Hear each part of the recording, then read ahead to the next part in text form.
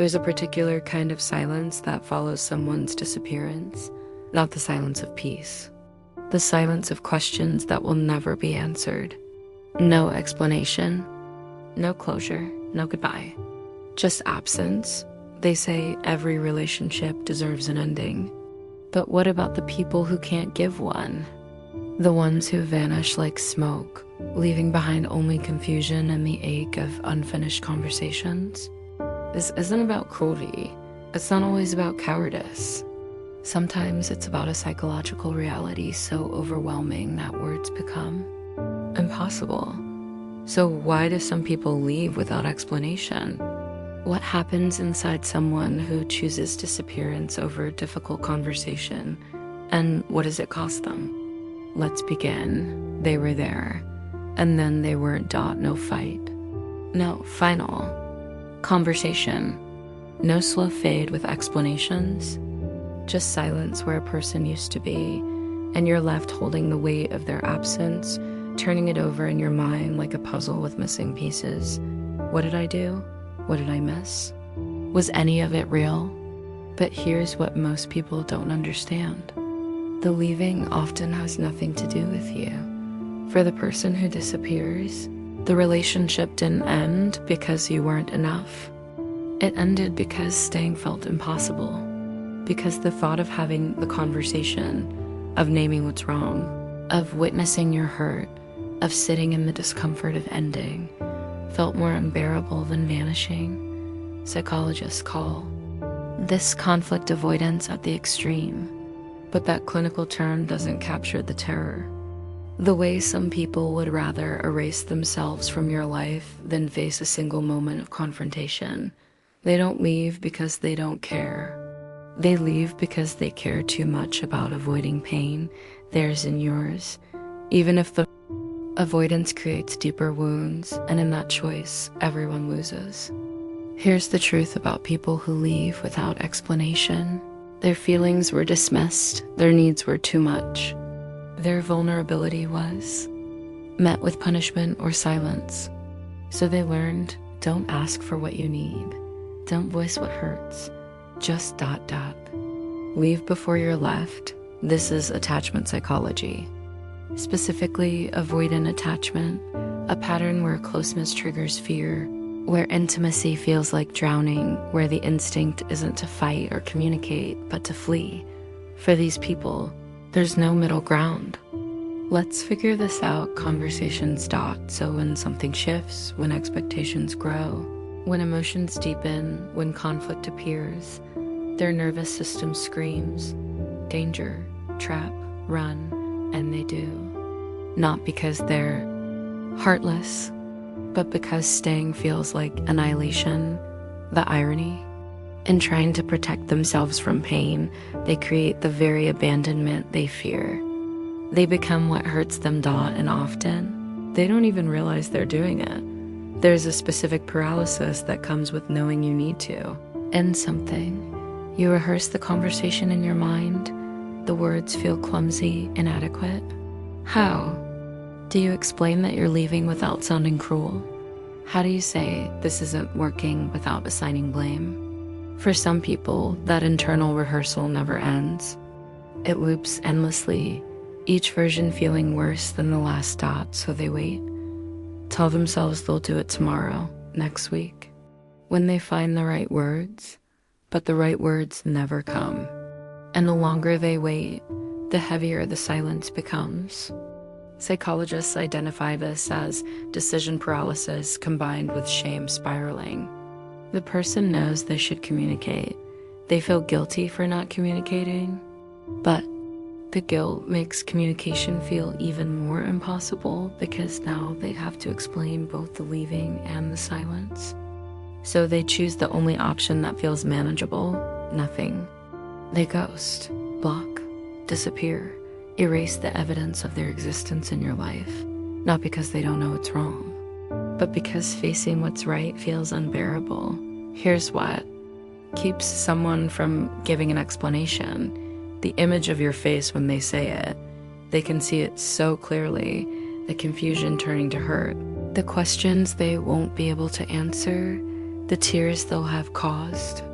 They imagine sitting across from you, watching your world tilt, knowing they're the reason and they can't do it, not because they don't care about your pain, but because they care too much about not being the direct cause of it.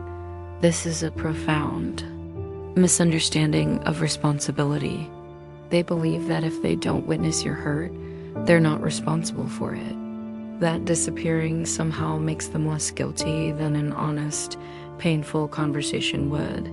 But pain doesn't disappear with explanation. It just becomes unnamed, unprocessed. A wound without origin. What they don't realize. You're hurting anyway. The difference is you're hurting alone, without context, without closure, with only your own mind creating stories about what you did wrong. The conversation they're avoiding to spare you, you're having it anyway, just with yourself in a thousand cruel variations. Their silence doesn't protect you. It abandons you to confusion, and somewhere they know this. But knowing and being able to act are different things. There's a particular kind of self-image that allows someone to leave without explanation. They see themselves as bad at confrontation, terrible with emotions, not good at these things. These aren't confessions. They're permission slips. By claiming emotional incompetence as identity, they excuse themselves from growth, from accountability, from the basic human responsibility of treating others with dignity. I'm just not good at goodbyes becomes a personality trait instead of a choice. But here's the psychological truth. Everyone finds difficult conversations hard. The difference is some people do them anyway because they understand that discomfort isn't a valid reason to harm someone. That "I don't know how" isn't the same as "it's impossible." People who leave without explanation often carry deep shame about this pattern. They know it's wrong. They hate themselves for it. They promise themselves they'll do better next time. And then next time comes, and the same terror rises, and they disappear again, because changing this pattern requires confronting the original wound, the place where they learned that their presence was conditional, that their feelings were too much, that disappearing was survival. Until they face that, they'll keep leaving, keep ghosting, keep erasing themselves from other people's lives. Here's what no one tells you about people who vanish. They don't escape the pain. They just carry it differently.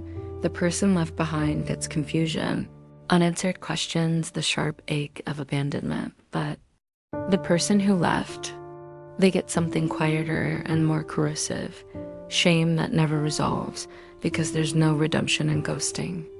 No moment where you can say, "I handled that badly, but at least I tried." Just the knowledge that you hurt someone and didn't have the courage to face it. That shame follows them into new relationships, new friendships, every connection tinged with the fear that they'll do it again, that they're incapable of staying, that they're fundamentally broken. Some people ghost repeatedly, each disappearance adding weight to the belief that they're unworthy of real intimacy. Others ghost once and spend years haunted by it, wanting to reach out but convinced too much time has passed. Either way, they lose access to genuine closeness. Because intimacy requires the ability to stay through discomfort, and they've proven to themselves they can't. The person they hurt most isn't always the person they left. Sometimes it's themselves, trapped in a pattern they hate but don't know how to break. Here's the hard truth. Even if they came back with an explanation, it might not help, because what you're really looking for isn't information.